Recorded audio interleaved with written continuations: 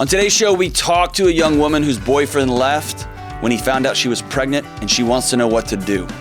We talk to a young woman who wants to know, how do I end friendships that aren't romantic?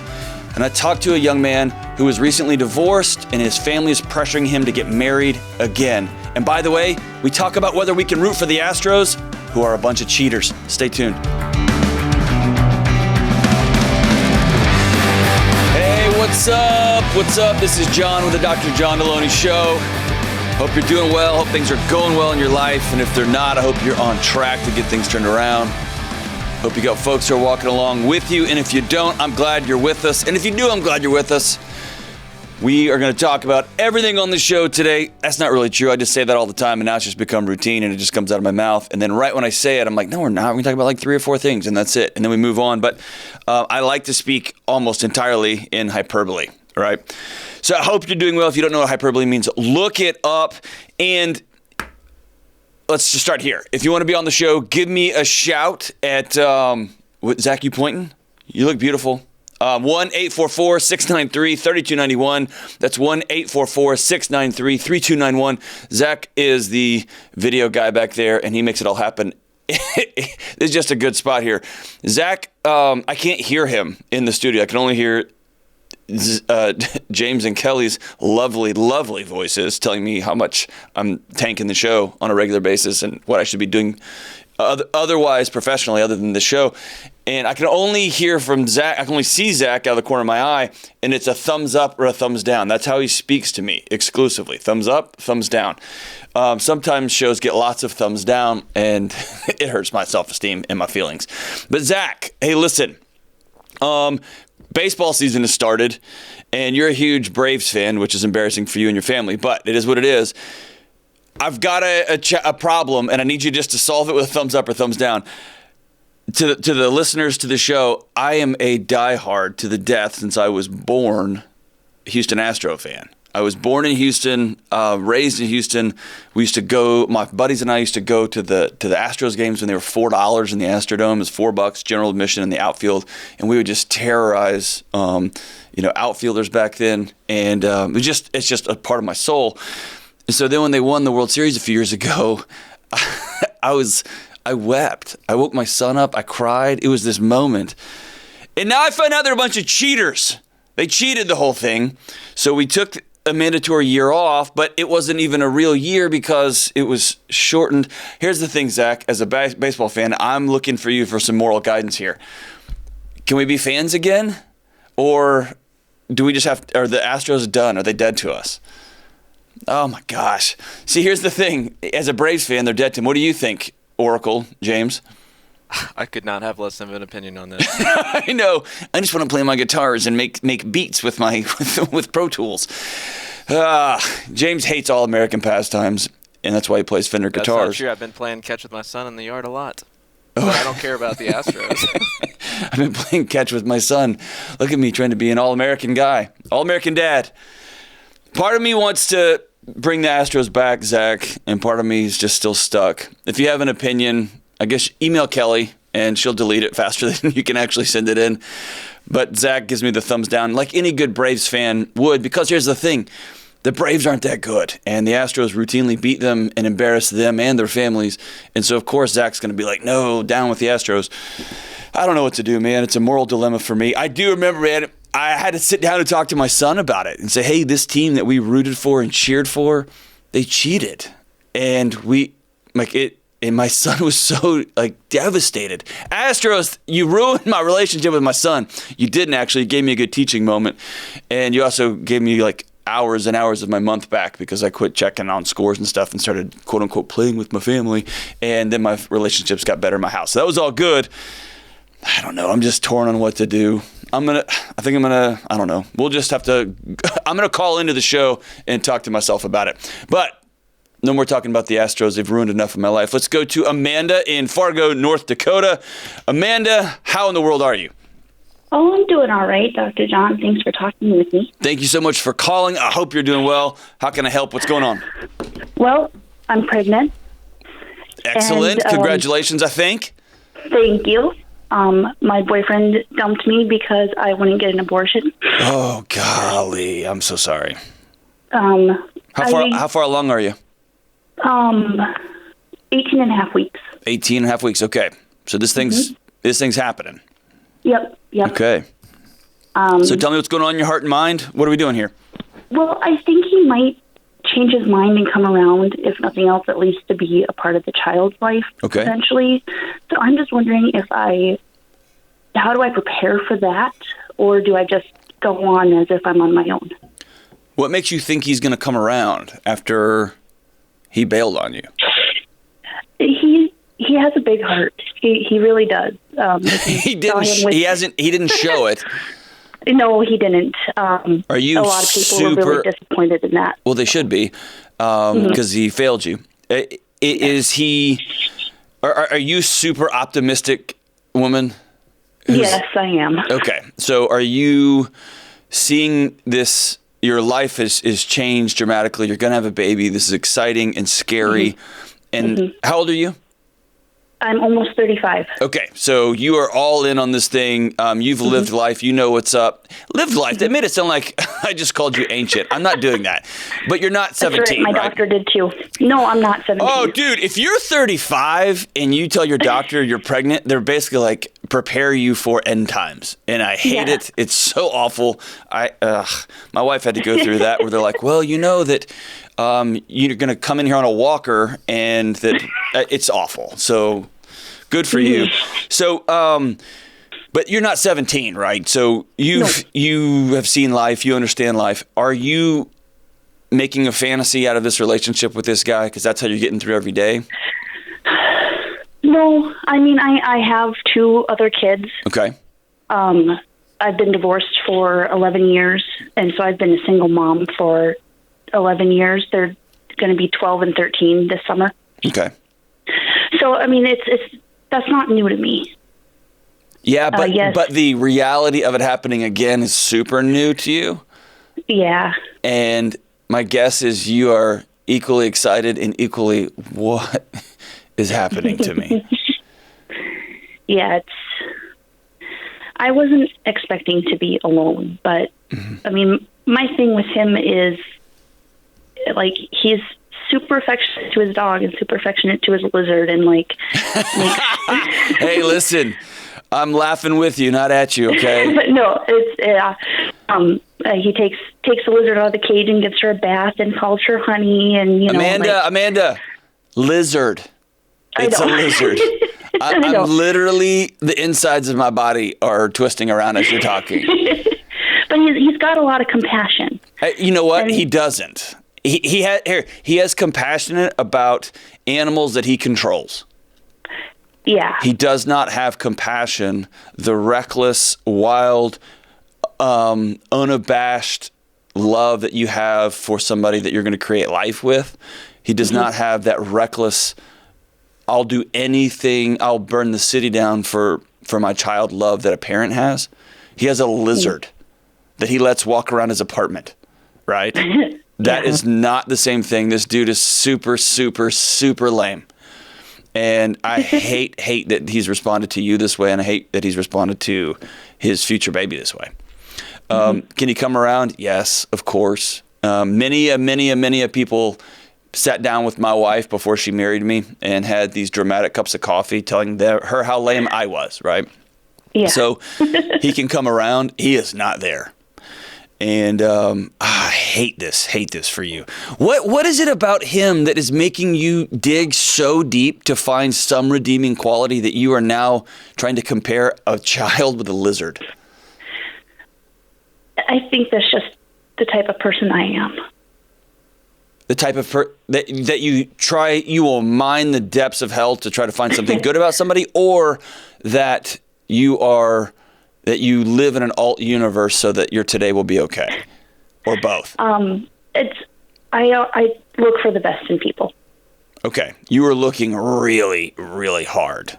Okay. Yeah, and I mean, like, it was 3.5 years. It wasn't a 2-month fling or something like that. You know, I've seen what he's capable of and knowing his potential. But that also makes the devastation that much deeper and greater when he bails on you when you need him the most. Yeah. Right? Mm-hmm. And it can pull the rug out from under you when you think I know somebody and we're down the road on this thing and I'm not going to be alone and I trust him with my kids and I don't trust anybody with my kids and I trusted this guy, and then all of a sudden things got really real and he's out. Right? He may turn around. You're right. I hope for 1,000 different reasons. I hope he does. But I don't want you continually kicking this fantasy down the road and just prolonging the inevitable that you may be raising a third kid as a single mom. Yeah. And so here's just a phrase I live my life by. It's just one of those cornerstone sayings. Things usually turn out okay, and sometimes they don't. Right? And so I live my life pretty optimistically, and I don't owe anybody any money just in case. Right? I live a really non-violent life. I don't get angry at people very often at all. And I trained in mixed martial arts for years and years, and I know how to handle a gun, right? So I never want to use these things, but if, right?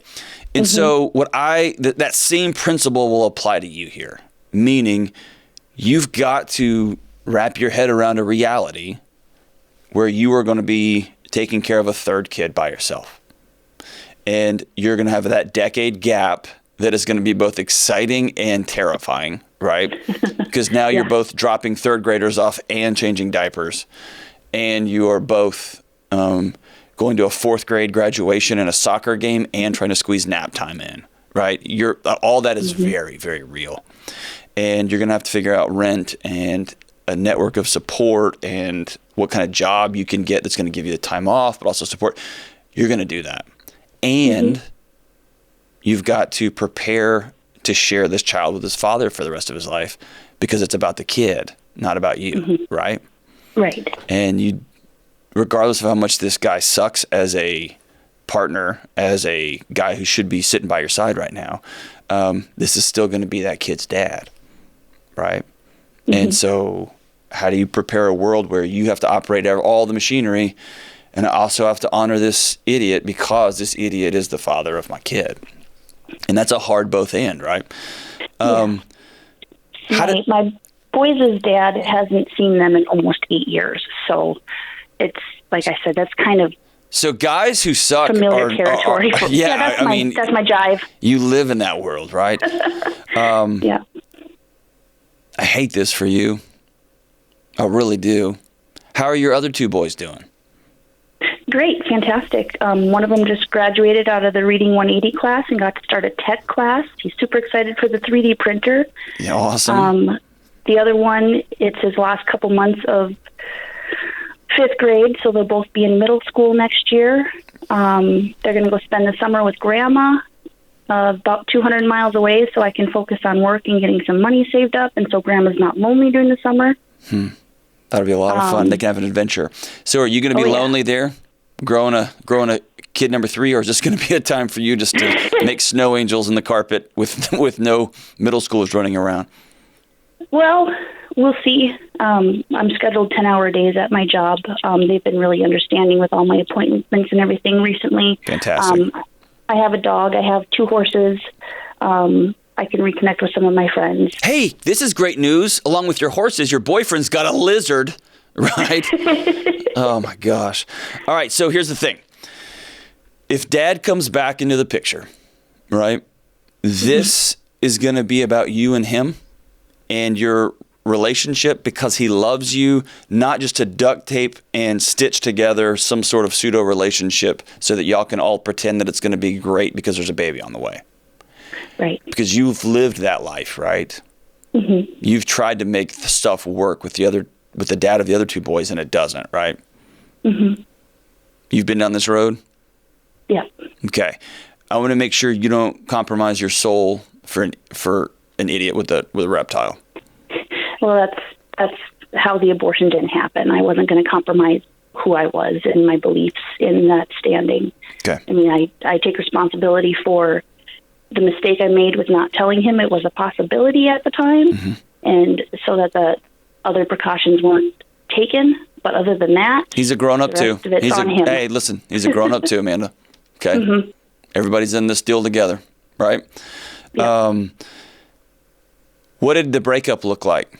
I'm just trying to wrap my head around what's a conversation. When's the last time y'all have talked? Well, I had a piece of mail at his place yesterday. Okay. So I found out in January and told him. We looked at. I was open to looking at the options. There was 3 times that I told him that this was what I had decided. Mm-hmm. Twice I said, okay, I'll think some more. You weren't really thinking. Were you trying to just get him to go down the road a little bit with you? It was a little bit of both. I mean, it is a lot of, but like I said, it kept coming back to it's a life, and I'm being asked to kill something for a relationship. Okay. And because he did say if I was to get the abortion, that he would put a more solid effort into repairing our relationship, because it had been a little bit rough for the last year or so. Amanda, this guy sucks. Like, I'm not in the business of talking bad about other people's partners, but this guy's no good. Yeah. Anybody who's going to put an ultimatum on your values and then they're going to work harder at your relationship is not worth the air you're breathing. They're not. That's not how relationships work. You don't have these conditional, if you do this, I'll start trying to love you a little bit better. That's not how that works, man. Yeah. And I told him, I said, the baby is a guaranteed thing. A relationship with you, even without the baby, is not necessarily a guaranteed thing. Well, take the emotional charge of the baby off the table. Mm-hmm. If he comes in and says, "Hey, listen, if you start mowing the yard, I'll start making an effort." Then he sucks if he says that, right? Mm-hmm. The effort is because you are you, right? Because your relationship's worth salvaging. Every relationship goes through really messy, muddy, ugly, like no grass left in the yard seasons. Every relationship, the best marriages on earth, there's moments when people are hanging on by their fingernails. That's the nature of it, right? Mm-hmm. And it always comes back to, they're worth it. This is worth it, right? And then you start scratching and clawing and making your way back, right? Right? And so... Yeah. It's not, you know what, if you perform and achieve, then I'm back in.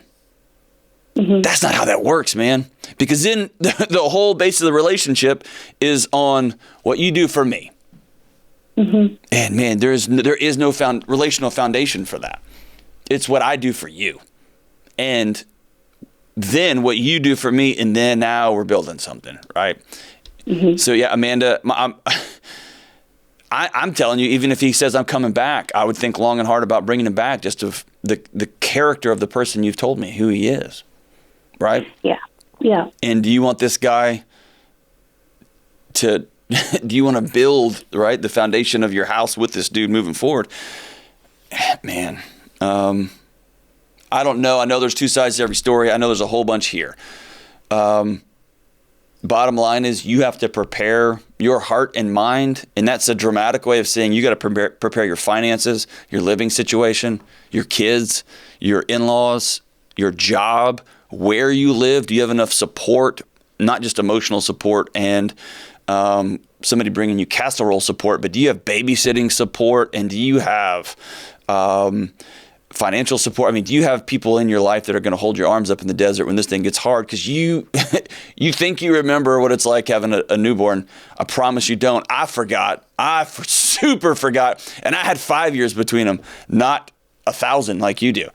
And then the second thing is, if this guy looks in the mirror one day and says, I can't be this guy anymore. And you know me, I want to be about redemption all day long. And he knocks on your door and says, I screwed up bad. And I'm all in. I'm all in on you. I'm all in on this baby. I'm all in on your other 2 boys. Then you say, cool. Before I do anything, say anything, we're going to see a marriage therapist now. We're going to go see a relationship counselor today or tomorrow morning. And you're taking off work and we're going. And we're going to build this thing from the floor up. We're not going to recreate what was, because what was awful. Where you were forced into searching so hard for a shred of humanity in this dude that you were trying to compare a new baby to a lizard. He lets his lizard out of the cage. gosh, and he hugs his dog. Totally different. And you know that, Amanda, you know, and I applaud your effort into trying to find humanity here. I applaud it. But here's what happens. And I want everyone listening to hear this. Sometimes when we spend this much energy, Amanda, that you're spending trying to find humanity in others, we give up our own in search of theirs. We give up who we are. We give up what we actually know to be right. We give up what the values that we have. We give up our futures and hopes and dreams. We give up our voice because he's got a lizard. Like, I'm trying to find something, right? We do that with politicians. We do that with our religious institutions. We do that with school. We try so hard to find some redeeming value. We end up way down a road we never thought we'd be down. Ever thought we'd be down because we're trying to find some redeeming glimmer of hope. And what I want everyone to do is to stop and look in the mirror and say, who am I? What are my values? What is right? And if you don't know, find somebody that you trust and say, where are we, man? And then you build it from there. You build it from there out, right? Not the other way around. I love, love, love your heart, Amanda. You're in for a long road. You know this. You've got 2 other kids, and you're in for an extraordinary, beautiful, life-altering adventure, right? And this new baby is going to be loved. He's going to have 2 knuckleheaded brothers that are going to love him like crazy. He's going to have a mama that loves him like crazy. And you know what? He's going to have a lizard-owning dad who's going to love him in his weird way too. And you're going to have to figure out how to make peace with that because this little kid's going to need his dad too. However misguided and goofy and broken dad is, he's going to need that too. And dad, if you're listening to this, fix it. It's not too late. It's not too late to turn it around. All right, let's go to Anna in Phoenix, Arizona. Anna, what's going on? How can I help? Hey, John. How are you today? You know what? I was doing great till I learned about that last call, but I'm doing good. I'm back to doing good now that we're talking, Anna. How are you? Very good. Good. What's so my up? question is, what is an appropriate way to end relationships, specifically friendships, that detract from your personal or professional growth? So it's a broad topic. Yeah, it's funny. I was just talking to some buddies the other day. Like, we don't have like grown up. Like, you don't have breakups with your regular friends, right? You only have breakups with romantic friends. We don't have like a cultural system for saying like, I don't want to be your friend anymore, so please never call. We don't have that, right? We just quit returning their calls, basically. Exactly, and I don't want to do that. Okay, so you have something going on. So tell me what's actually happening in your world. Like, put a context for this. Yep. So I've got like lots of beautiful people in my life, and even the ones I'm trying to end relationships with, they're also great people. But they've there's a couple of them who've put me on this pedestal almost, and have become very obsessive and demand a lot of my attention and time. Okay. And I've tried setting boundaries. They're not respected. And so I want to figure out how to end it. Give me an example of you set a boundary and they didn't respect it. What does that look like? Okay, so I took my medical boards a couple months ago. Did you and pass? After I took it, I passed. Yeah, dude, way to go. All of America just cheered. We only have like 32 listeners, but we're all cheering for you. That's so good. Awesome. And these are your boards for med school? Huh? These are your boards med for school? medical school. Oh, congratulations. Yep. That's so cool. Way to go. Right. And as you understand, they were incredibly exhausting. Like, you're in a hole for months studying. And afterwards, I had told everybody, like, hey, I'm going to lay in my bed for like 3 days. Not going to respond to anybody. Right. Well deserved. And like, one of the people was just so happened to be 30 minutes away from her home in my neighborhood. It just like showed up. So things like that. And it's like, I made it clear I need alone time in my bed. Yeah. So is that enough that you want to end relationships, or are you about to move across country? Like, when you say I want to end this thing, what does that mean? You want them to never call you again? I guess not, but I don't know how to set the boundaries. Like, I would be there for anybody if, even if like some stranger broke down on the side of the road, and they're like, hey, you help, and I would. Of course. But hey, it's way, way easier to help strangers than it is to help people that we're in a relationship with, right? Right. and they are good people, because if they were a jerk, it'd be easy to end. Right. But it's like, if I give them an inch, they keep trying to take a mile, and it's just exhausting even telling them no all the time. And when they ask a lot, it's like eventually you say yes, and then you're just drained. They wear you down. What kind of doctor are you going to be? So I want to go into endocrinology. Okay. So that's the path for now. And for those who don't know what that is, give them a 30-second primer on endocrinology. So I want to, so it's like a little bit unconventional, but I want to help people. So I was a personal trainer and nutritionist prior. So I want to help people with lifestyle changes to balance hormones, but overall give hormones as needed to get people into balance and then change behaviors. Excellent. So there's two things at play here. Number one, I think there's a part of you that loves being the go-to person in your community. And I know that because I'm the same way. And it's exhausting too. Is that fair? Yes. And so it is super cool to have people reach out, ask questions. My guess is you've always been the smart one in your crew. You've always been the fun one that will do crazy things. You've been in med school. You've been everybody's token med school friend, right? And that also comes with a cost, because they call you at all hours of the night. Hey, will you look at this weird mole? What do you think about this? Is COVID real? Yeah. Like, you do that all the time, right? Exactly. And so it's exhausting also. And it's especially exhausting when people think they have a friend who's a doctor or a mental health person or a finance person. Their emergencies always has to be your emergency, right? And so they call all the time. What is it about you that won't just turn your phone off? Like, you make this announcement, I want a 3-day sabbatical from Earth. Why didn't you just turn your phone off and not answer the door? Yeah, that's a good question. It's I tell people, it's because hey, I know I'm not gonna... it's because you kind of liked it, and you want to be connected, but you want to be connected on your terms, and those aren't real boundaries. Those are pretend boundaries, right? Or I call them indignant boundaries. It's where I will go by. I'll come up with some terrible analogy here. They're just indignant boundaries, right? They're screen doors. They're not walls. And then I want to be able to see out there and make sure everybody's doing good, make sure I'm still important. But when you call, I'm like, what are you doing? Why are you, right?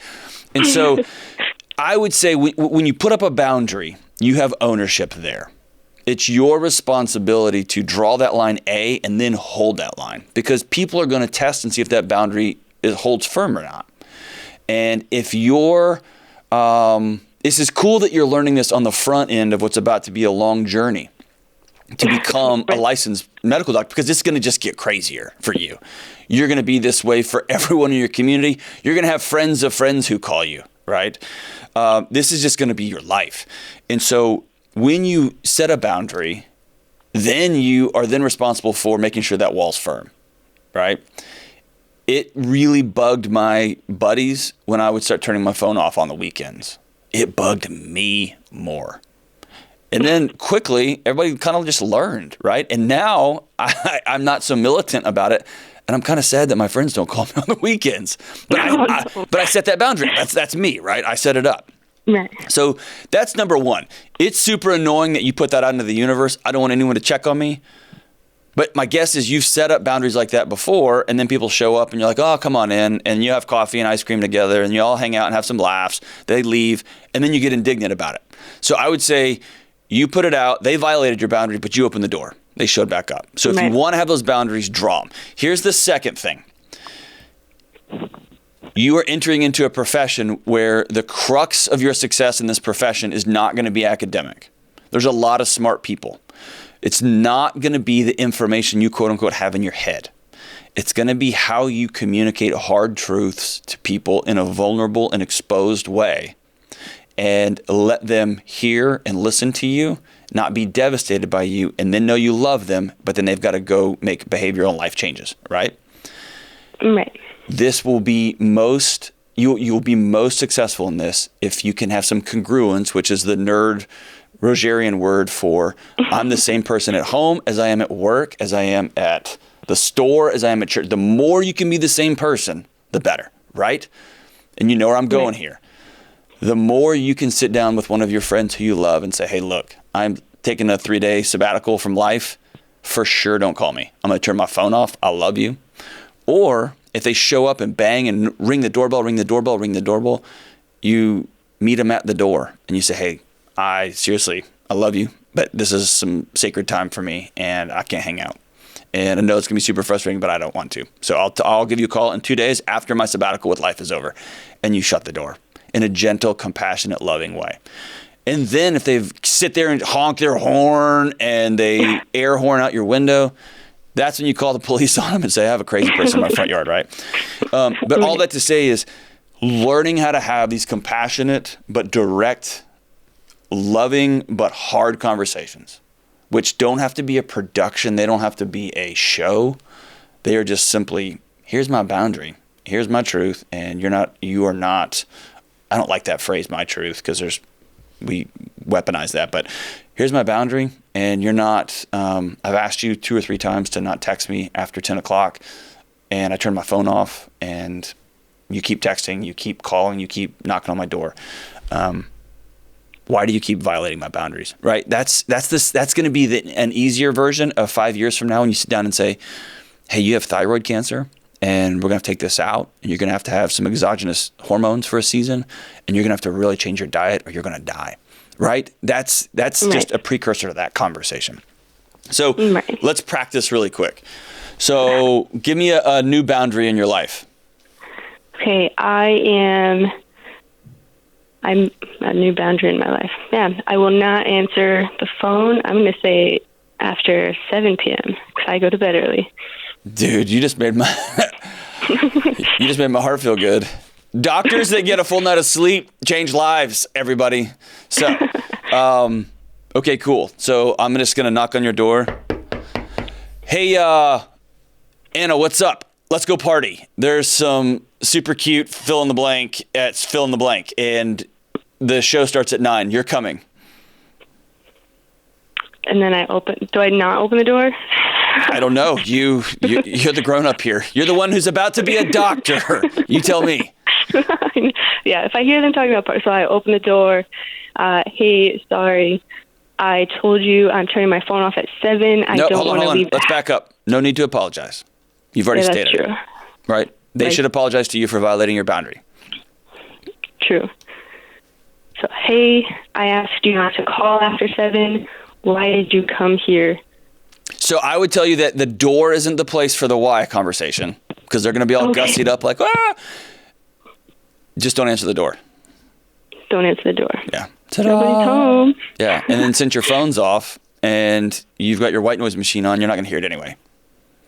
And it's this, I can hear it in you. You have this compulsion to make sure the people around you are okay. That's not your job. Your job is to make sure you're well and taken care of. Because you deserve it. Everybody does. Exactly. But all of us who are helpers like to make sure everybody else is okay because that's where we get our value and esteem from. Everyone else is okay. And then we get super annoyed when they don't have the same respect of our lives and our boundaries. And then it was a big shock to me to realize, oh, I'm in charge of that. I'm in charge of my boundaries, of my wellness, of my taking care of me. And that's super annoying because that's hard. Real hard and real annoying. So what do? You make firm boundaries and then you hold them. And then know that the people in your world are going to try to lean up against them. Are they real? Are they going to hold? Are they real? Are they real? They're real. They're going to hold. And number 2, if they violate them, you have a direct, non-apologetic, I asked you not to come over and you rang my doorbell till 10 o'clock last night. Please don't ever do that again. I was exhausted. I'm going to school. I'm taking a break. Oh my gosh, we just wanted to play. I'm so sorry, man. It's cool. I hear you. Please, if I tell you I'm going to be out, I'm going to be out. Okay, oh my gosh, I'm so sorry. I'm sorry. Come on, dude. We're just going to go to the show. I don't want to go to the show. I need some sleep. So thank you so much. We'll go to the show next time. I'll let you know when I'm ready to go back to the show. And it's with a period at the end of it. And then either they're going to bang their head up against your boundary a few times and realize they don't like you anymore, which is super cool, problem solved, or they're going to honor your boundaries. And you're just going to be that weird friend that goes to bed early. I'm that guy in my friend circle. And they're going to continue to reach out. Or they're going to send you a text and be like, hey, if you want to, we're all going to fill in the blank. And then you get to decide. And I love those because then I get to decide, and I go sometimes, I don't go sometimes, and I don't lie, I don't make up, I'm just not going to go. Thank you. Or I'll be there, see you there. You get to decide those boundaries and practice having those hard, direct conversations because they're the rest of your life, Anna. And I'm so glad that someone with your heart is out there changing lives, especially being a doctor who's interested in lifestyle change. You just made my whole heart swell bigger and bigger than I thought it could. Thank you so much for the call. Quick left turn here, but not really. Not really. We're both going to pay some bills here on the show, and I'm excited about this. And just so you know, we get lots of opportunities to have sponsors on the show to talk through certain things. Like, hey, would you guys want to sponsor this and that? And we pass on a lot. This is a big deal because I'm getting this call over and over and over in direct message and email. Delony, I'm looking everywhere in my community for someone who I can go see as a therapist. You keep telling us to go see a counselor. You keep telling us to go see a therapist. And the wait list is 100 years. No one's taking insurance. They're only taking cash, and it's $800 a session. That's an exaggeration. Or I went to the one good counselor in my community because I live in a small town in rural Kansas or in North Nebraska or wherever, and there's nobody. And I went to the one counselor, and they're terrible, right? And they just want to talk about themselves and whatever. And this is an exciting move. I was super skeptical when this kicked off in COVID, when every therapist on earth put their practice online because we couldn't go see people. I'll never forget when my dissertation chair, a guy that I have high respect for, who was my mentor through the counseling program, I won't say how old he is, but he's older than me. And he said, hey, he's not the most tech savvy guy. And he said, hey, I've moved my practice online. And I have to just say it. This changes everything. I'm a better counselor. I'm a better therapist. I am able to show up. My clients who don't have a ton of money are able to not waste an hour driving across town and then sitting in session for an hour and then wasting another hour across town to go back to work because they're working hourly and it's expensive. And they can just go out in their car. They can go in their house. They can go in a safe space with their iPad, with their cell phone, and we can do counseling direct. And so we partnered with BetterHelp. And I'm so excited about this partnership for you, the listener. This is live, not just like high five, bro, coaching, right? This is customized online therapy. It offers video, phone, even if you don't want phone or on a video, live chat. You can go back and forth with your therapist. If you get connected with a therapist and you don't connect with that therapist, you can tell them there's a process for getting a new one. There's a process for getting another one, right? You can join millions of people who are in therapy. They're seeing what it's all about. It's virtual, it's online, it's on the phone, it's texting, it's direct, it's on your terms here, right?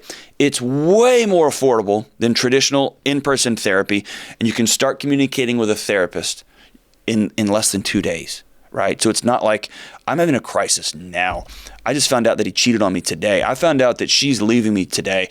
And they go, great, cool, we'll be able to see you in 6 to 9 months, right? No, less than 2 days. You're having a conversation, right? Here's the deal. Dr. John Delony Show listeners get 10% off their first month at BetterHelp.com. Go to BetterHelp.com/Delony, DELONY. That's BetterHelp, BetterHelp.com/Delony, 10% off your first month. Listen, just try it. Just try it. If you've been sitting at home and you're nervous, especially you tough dudes and tough women who are like, I don't need it, just try it. Just try it. Connect. BetterHelp.com/Delony. Go see somebody. You are worth it. Your relationship's worth it. Your kids are worth it. Everybody in your ecosystem's worth it. Do it. All right, let's take one more call. Let's go to Dylan in Los Angeles, California. What's up, Dylan? How we doing? Hey, Dr. D, how are you? I'm good, brother. How are you?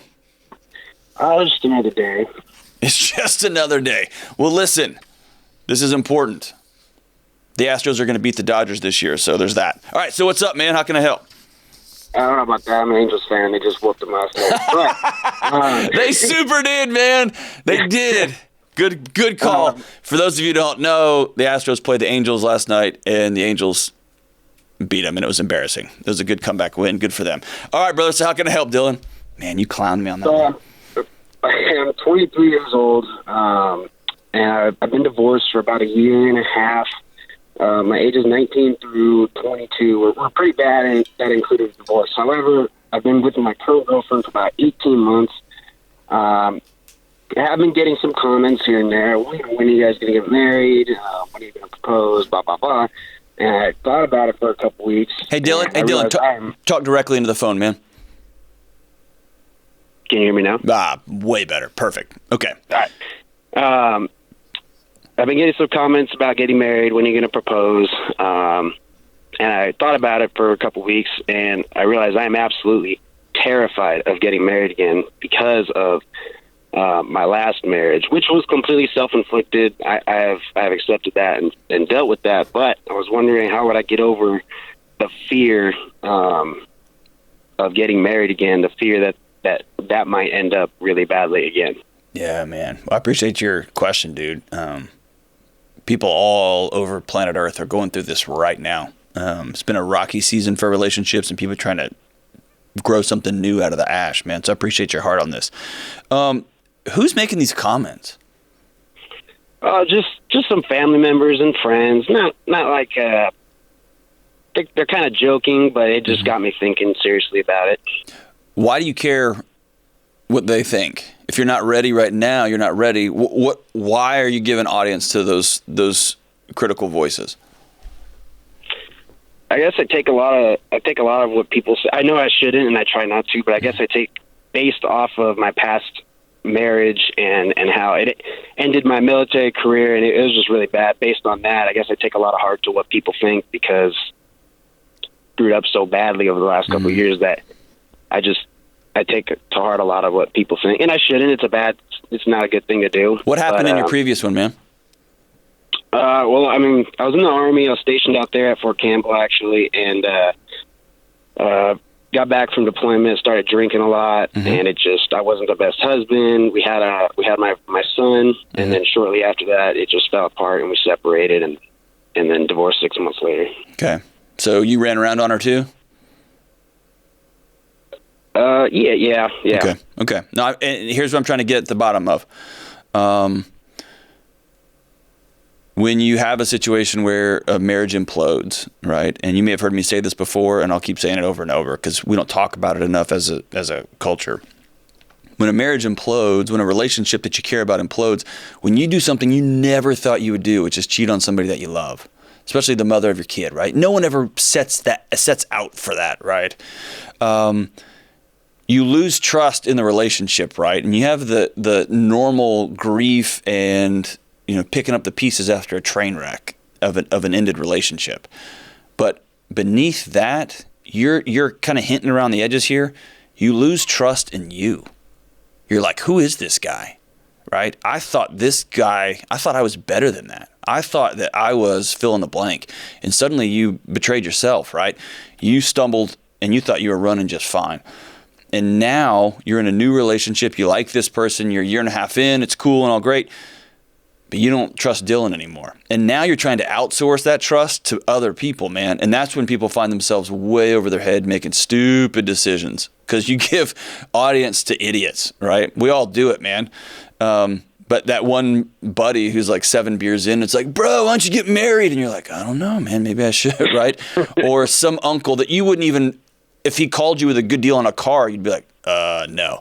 But he makes a comment about something, right? And so you start giving audience to other voices. I really want to see Dylan learn to trust Dylan, man. So what'd you learn from the last situation? What did you learn about you? I learned that, I learned to own up a lot. I learned to take accountability of what I do, not try to bury myself deeper, lie to try to make it worse, to cherish and not take for granted the people we love and the basic things like, I have my house, my family, not to take things like that for granted, and just not to screw up things that you love and you cherish and just, yeah. So listen, brother, you just talked about responsibility. You talked about wisdom. You talked about accountability. and you've learned it the hard way, but if you start to wrap your head in a real way around those lessons, those commitments at age 23, you're ahead of more than you're ahead of most of society. Look around, brother. Nobody will take accountability. Nobody will make wise choices. Nobody will say, hey, I screwed this up. I have to be better next time. And you have, right? So give me one example of what not taking for granted, what cherishing a relationship, what does that look like? How are you treating this new person differently than the old person?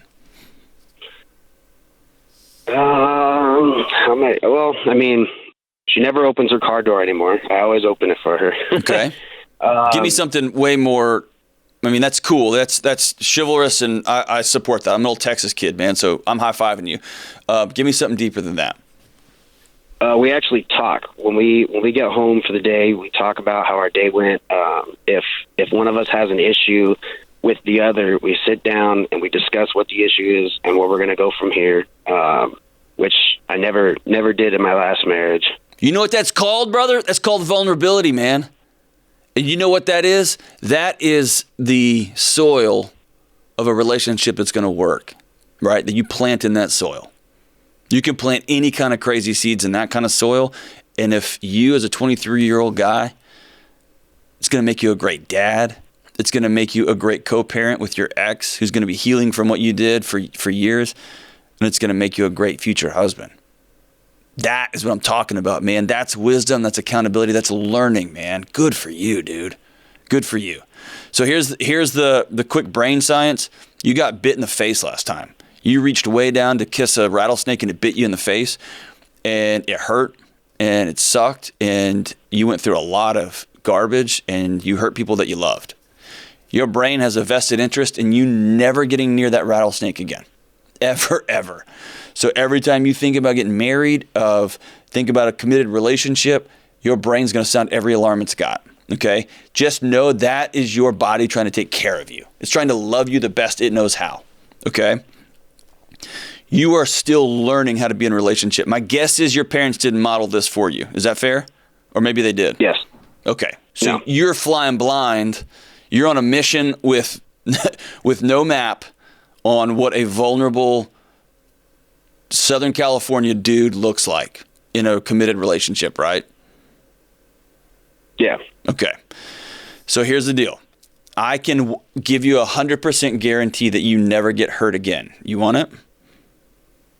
This is 100% guarantee you will never get hurt again. Okay? Break up with your girlfriend now and never be in another relationship again. Ever. That's 100% guarantee that you never get hurt. It also is 100% guarantee that you will never love, never get connected, and you will be miserable. The research tells me you'll die younger and you'll ultimately hate your life. And so the way to get over the fear of getting married again, getting close and super connected with somebody, is to do exactly what you're doing. You got to practice being a better partner every single day.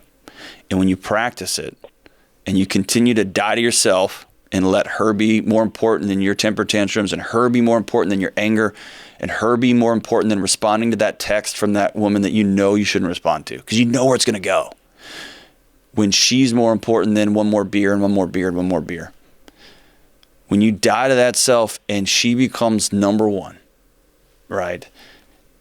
Then, brother, you are just planting seeds and you're taking care of that soil, and that sucker's going to grow and grow and grow. And eventually your body's going to say, oh, dude, this isn't life-taking. This is life-giving.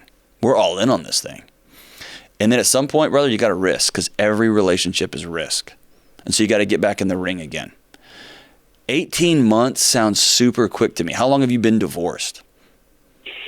Almost 2 years. Okay. Officially divorced, yeah. Yeah. What's the rush, man? There's no rush. I mean, I know as of right now, I do want to marry her, but I just figured I'd face it now that I am pretty scared. Okay. So, man, think of it as the first time you did rifle training and you held that rifle too far from your shoulder and you pulled the trigger and it kicked back and almost took your arm with it, right? And the only way to do that better the next time is to hold that thing real tight. And that's scarier for your body. And you do it and you do it and you do it. And then pretty soon you start getting nervous before you pull the trigger on that gun. Right. And so it's both and. Honor the fact that your body's terrified of getting to a relationship again. Honor the fact that 18 months is real quick, right? That you're still growing and you're still learning. And also honor the fact that there is no grand adventure in life. There is no deep, reckless, wild, insane love. There is no hard, seasonal rises with the waves in the ocean, rad 50-year-old marriage that doesn't come with wild, putting it all out there, risk. All in, and I'm going all in on you. And in your case, you've been all in before, but you only had like a 2 and a 3 and a 6. And you went all in because you weren't playing right and you lost big. And now you're going to have to get better cards. And you're going to practice those cards and you're going to go all in. Your heart's right, brother. You're in the right place, Dylan. Keep taking baby steps. Keep practicing. And here's another magic thing. Be vulnerable with, let your current girlfriend know where your head's at. Hey, we're a year and a half in. I think you're the person for me forever, and I'm terrified because I screwed it up so bad last time. What are some ways I can continue to get better? Do something real crazy. Go see a marriage counselor with her, a pre-marriage counselor. See if y'all are on the same page. Begin to get some new skills and some more skills and some more skills. Man, I've been married for a long, long time. I'm still learning new skills. It's all about what the seasons are going to bring, and am I ready for the weather when it comes? I'm so grateful for your heart, brother. You give me hope, Dylan. So glad you're out there. Dude, as we wrap up today's show, let's go with, you know what? This is the greatest song of all time. I love it. I remember when this came out. I remember when this music video came out. I remember thinking this is the greatest song ever. And then I went and saw these guys in concert, and they over-delivered. 4 dudes, I don't remember. Little folk band from the UK. Man, and they released this record, Babel, in 2012. Mumford & Sons took over Red Rocks in the video. And then, man, they were here in Nashville, and they blew the roof off. Never thought a guy with an acoustic guitar and a stand-up bass and a banjo and a piano could blow smoke out of here. Like, it was like a Pantera show, dude, except it wasn't. The song that took my soul away, took my breath away, my favorite songs of all time, I Will Wait, and it goes like this. Well, I came home like a stone, and I fell heavy into your arms. These days of dust, which we've known, will blow away with this new sun.